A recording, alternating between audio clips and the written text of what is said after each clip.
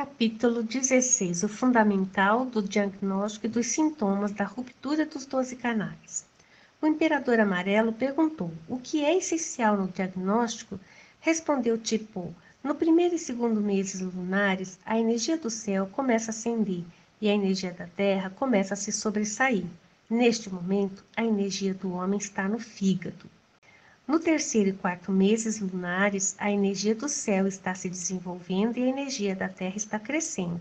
Neste momento, a energia do homem está no baço. No quinto e sexto meses lunares, a energia do céu é abundante e a energia da terra é ascendente. Neste momento, a energia do homem está na cabeça. No sétimo e oitavo meses lunares, começa a ocorrer o clima solene mortal. Neste momento, a energia do homem está no pulmão. No nono e décimo meses lunares, a energia Yin começa a ficar estagnada e a energia da Terra começa a se fechar e recolher. Neste momento, a energia do homem está no coração.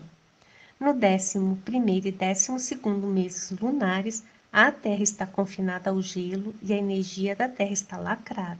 Neste momento, a energia do homem está nos rins. No livro está a energia da Terra está nos rins. Troca lá por energia do homem está no rim. Isto é para você, acupunturista que está em busca de conhecimento. O blog da Lucy é a sua fonte de conhecimentos em acupuntura. Aqui você encontra artigos completos sobre diversas técnicas e abordagens. Além disto, você tem acesso a videoaulas gratuitas e muito mais.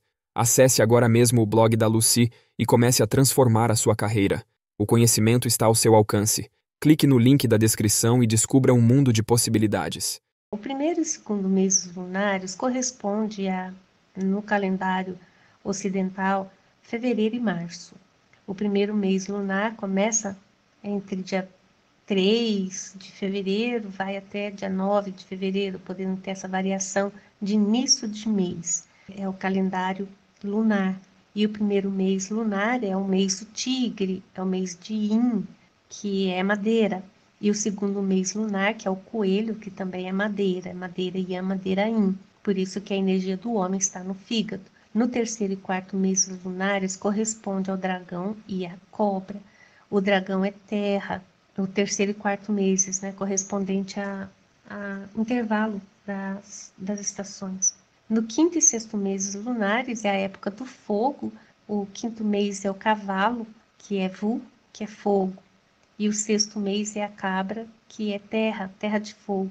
E o sétimo e oitavo meses lunares corresponde ao Shen e a Yo, que é macaco, e o galo, que é metal. Aí vem o nono e décimo meses lunares, Shu e Hai, que é o cachorro e o porco. E o cachorro é terra e o porco é água. E o 11º e 12º meses lunares, que corresponde ao rato e ao boi, que são elementos da água. Por isso que é frio, Fala que é o gelo, é o inverno. Ao se tratar na primavera, deve-se picar os pontos Shu que estão espalhados, para atingir a posição em que o músculo adere ao osso, e parar imediatamente de picar quando se vir o sangue. Se a doença for séria, quando a energia for trazida à tona após picar, haverá uma recuperação gradual. Se a doença for passageira, será imediatamente removida. No verão, deve-se picar os colaterais imediatos ao ponto Shu, parando de picar imediatamente quando se vir sangue. Quando a energia perversa tiver sido removida, o orifício do ponto se fecha e a dor será eliminada. No outono, deve-se picar a pele, porém, esfregar e pressionar a veia junto ao músculo, a fim de dispersar em primeiro lugar a energia e o sangue. A profundidade da picada deve ser controlada como se expôs acima, até o momento em que se veja sangue. Observar a expressão do paciente e parar de picar quando a compleição do mesmo esteja mudando. No inverno, deve-se picar profundamente os pontos Shu para atingir a posição em que o músculo adere ao osso. Quando a doença for séria, a picada deve ser profunda e direta, sem fricção ou pressão, na veia junto ao músculo. Quando a doença for passageira, não é necessário picar diretamente, mas pode-se picar acima e abaixo, à esquerda ou à direita, de uma maneira flexível. Em suma, as formas de picar são diferentes nas 4 estações, E o picar nas 4 estações tem posições diferentes. Realmente, nesse trecho tem um erro. Ao se tratar na primavera, deve-se picar os pontos Chu que estão espalhados para atingir, mas daí aqui que está errado. Esse atingir a posição que o músculo adere ao osso, esse é no inverno. Ao se tratar na primavera, deve-se picar os pontos Chu que estão espalhados. A sangria é a técnica preferencial. Se a doença é grave, deve-se deixar as agulhas por mais tempo, para permitir que o Qi se espalhe. Se for uma condição mais superficial, deve-se permitir que o Qi circule por todos os canais, uma vez, antes de remover a agulha. Isto leva aproximadamente 30 minutos. Aí agora ficou correto. Quando por engano se picar a posição do verão na primavera, ocorrerão pulso desordenado e declínio da energia, e a energia perversa irá invadir a medula óssea. A doença não será curada e o paciente não terá apetite nenhum, havendo deficiência de energia. Quando se pica por engano a energia do outono na primavera, haverá convulsão e a energia vital ficará diversa, e haverá tosse ao levantar.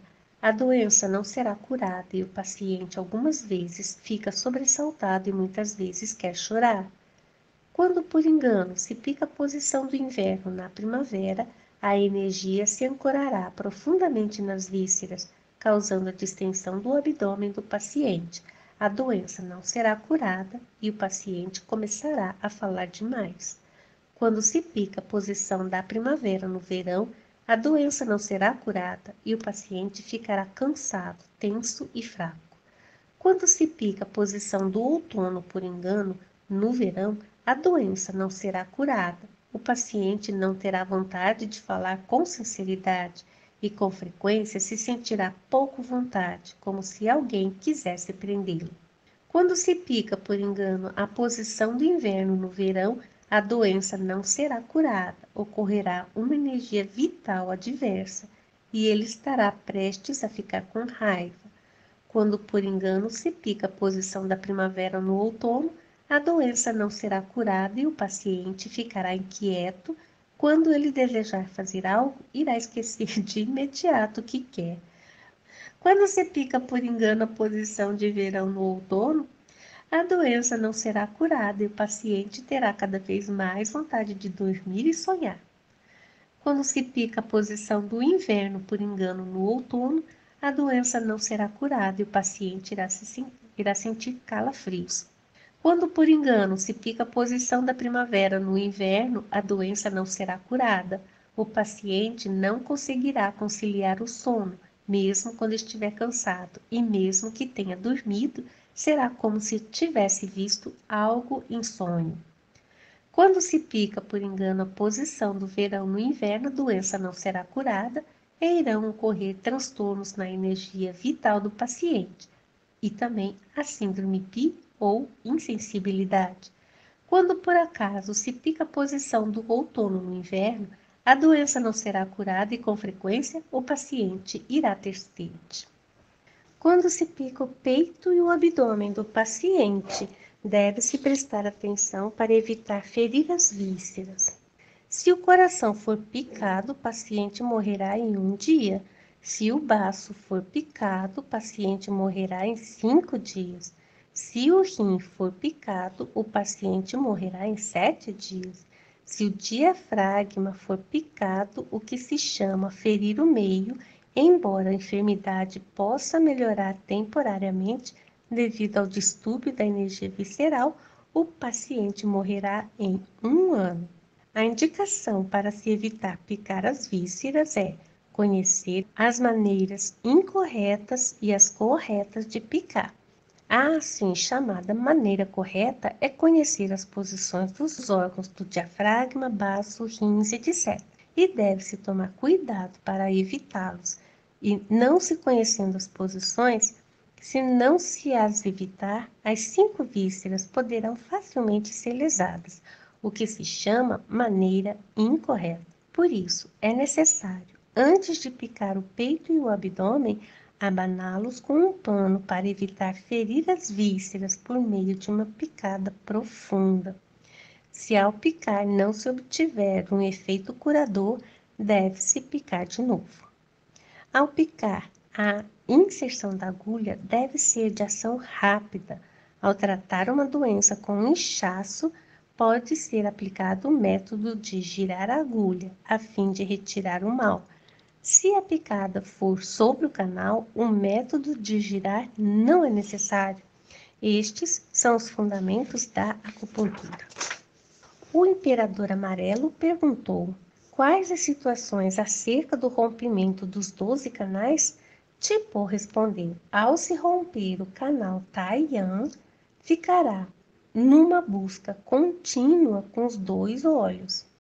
A parte posterior do corpo penderá na direção contrária.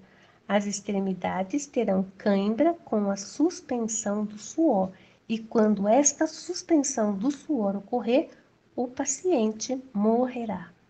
Ao se romper o canal Shaoyan, que é a vesícula biliar e triplo aquecedor, o paciente ficará surdo. As juntas do corpo todo ficarão pendentes. Afastar-se-á a conexão da cena visual. E quando isso acontecer, o paciente morrerá em 1 dia e meio. Imediatamente antes de morrer, surgirão na compleição do paciente as cores verde e branca, e aí morrerá de imediato. Ao se romper o canal Yang-Min, estômago e intestino grosso, a boca e os ouvidos do paciente ficarão bem abertos. Ele ficará extremamente assustado, divagando sobre a instauração de sua compleição amarela. Se os canais da mão e do pé estiverem em hiperirritabilidade, deixando de funcionar, o paciente morrerá. Ao se romper o canal Shaoyin, o paciente parecerá ter uma compleição preta. Shaoyin é o coração e o rim. Compleição preta, seus dentes parecerão muito longos e cheios de tártaro, e seu abdômen será plenitude e retenção de fezes. Quando sua parte superior e parte inferior do corpo não conseguirem mais se comunicar, o paciente morrerá. Ao se romper o canal Taiyin, que é o baço e pulmão, sentirá distensão e bloqueio no abdômen, dificuldade de respirar e vômitos frequentes. O vômito gera a incorreção da energia, que é o contrafluxo, E esta faz com que a compleição se torne vermelha. Se o vômito parar, a comunicação entre as partes superior e inferior do corpo ficará bloqueada. Então, a compleição do paciente se tornará negra. E sua pele e seus pelos, mais finos, ficarão extremamente secos. Nessas condições, o paciente morrerá. Ao se romper com o canal Jueyin, que já é fígado, ao se romper os canais Jueyin, o peito do paciente ficará quente, com secura na garganta, frequência de urinas e desassossego.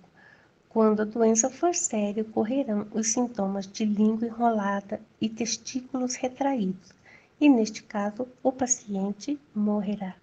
Estes são os sintomas do rompimento dos 12 canais. Acompanhe a leitura dos clássicos da medicina chinesa. Inscreva-se no canal e ative o sininho para ser notificado quando sair novo vídeo.